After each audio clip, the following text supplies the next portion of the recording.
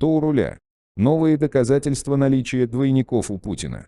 Александр Лукашенко в интервью одной белорусской газете рассказал о том, что в феврале этого года на переговорах, связанными с ценами на транзит нефти, он встретился лицом к лицу не с самим Владимиром Владимировичем, а с одним из его двойников. По его словам, глаза выдали тайного дублера, который все это время заменял президента России.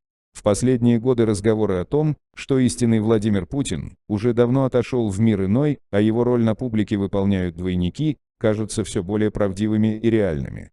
Это объясняется тем, что такое положение вещей выгодно, ведь настоящим хозяевам Кремля так легче манипулировать народом. Кроме того, последние политические ходы и действия невольно наталкивают на мысль о том, что либо у Владимира есть какой-то свой план по захвату мира, либо это вовсе не он. Резкая заинтересованность территориями Сирии, Украины и Крыма, в том числе жесткие решения о ведении боевых действий и многое другое ранее не наблюдалось за Владимиром Владимировичем. Уверенность наличия двойников Путина усилилась еще и после того, как он развелся со своей супругой Людмилой после почти 30 лет совместной жизни. Якобы, если бы это была неправда, что Путин давно мертв, то супруги бы и дальше жили вместе. А так Людмила просто не смогла поддерживать отношения с совершенно посторонним и чужим человеком. Говоря о том, настоящий Путин или двойник, стоит провести также анализ фотографий президента в разные годы. Даже визуально становится понятно, что на 3 фотографиях со школы, со службы у Собчака и в наши дни один и тот же человек выглядит по-разному, и найти 10 отличий не так уже и сложно. Бытует мнение, что начиная с 2012 года, после того, что Медведев стал президентом Российской Федерации, у него или у истинных властелинов в обороте есть несколько двойников. Чтобы немного убедить вас в этом, давайте проведем детальное фото-сравнение двойников Путина. Итак, первый человек – это мужчина с достаточно большой круглой головой и большими тяжелыми руками.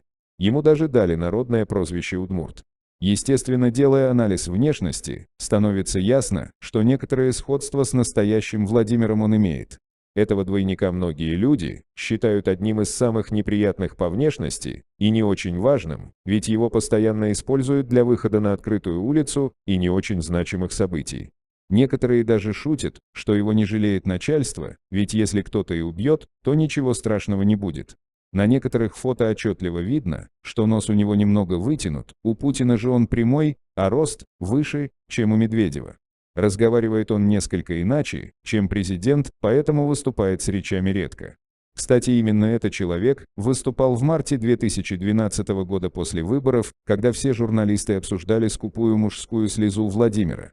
Второй двойник представляет собой мужчину, около 40-45 лет, который очень схож с настоящим Путиным, даже голос его похож по тембру. Руки достаточно тонкие. Грим, специальное обучение жестам и повадкам дают возможность легко обмануть простых граждан.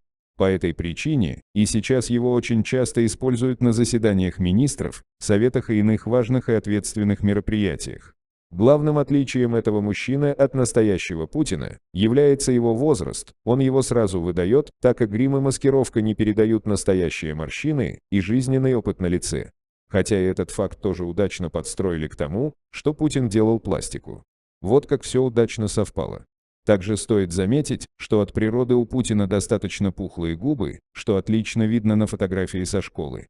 Но вот ни на одной из современных фото нюанса не зафиксировано. Также явным доказательством того, что двойники Путина правят Россией, является проведенное совсем недавно исследование различных видеозаписей. Особое внимание хотелось бы уделить голосу, который слишком сильно отличается от привычного для нас говора на записи от 3 марта 2018 года. Здесь слышен тембр человека, который будто бы сидел на гормональных препаратах. Для сравнения также стоит посмотреть видео от 27 марта того же года. Вы сможете услышать кардинальную разницу.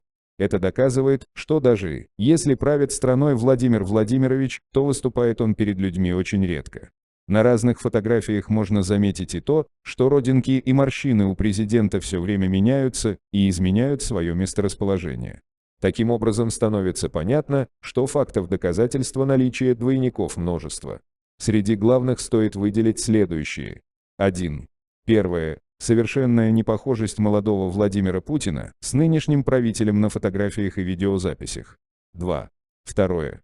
Примерно с 2012 года Путин постоянно видоизменялся, то становился похожим на удмурта с характерными узкими глазами и пухлыми щечками, то голова и руки вдруг становились больше, чем обычно, то он внезапно начинал молодеть. 3. Третье. Изменение голоса. Особенно заметно это на последних видеозаписях от марта 2018 года. 4. Четвертое. Изменение мест расположения родинок и морщин. 5. Пятое. Изменение роста, волос на голове и так далее. Конечно, это все можно объяснить при желании, хорошими пластическими операциями, вводом ботокса, тяжелой умственной деятельностью. Но разрешая вопрос о том, правда это все или миф, просто невозможно все оправдать. Необходимо заметить, что ранее некоторыми источниками сообщалось, что в пресерьезном или неизлечимом заболевании правителя России Владимира Путина его будет некоторое время заменять двойник. В ситуации, когда президент скончается, смена власти осуществлена в соответствии с конституционным порядком. Узнать о том, жив ли Путин на самом деле, в 2019 году практически нереально еще и потому, что властями было засекречено на 50 лет вперед очень много информации из прошлого и настоящего. Решать, конечно же, только вам, верить в истинность личности действующего правителя или нет. Однако беспрекословно верить в это нельзя. Друзья, прошу вас поставить лайк и подписаться на канал, мы стараемся ради вас.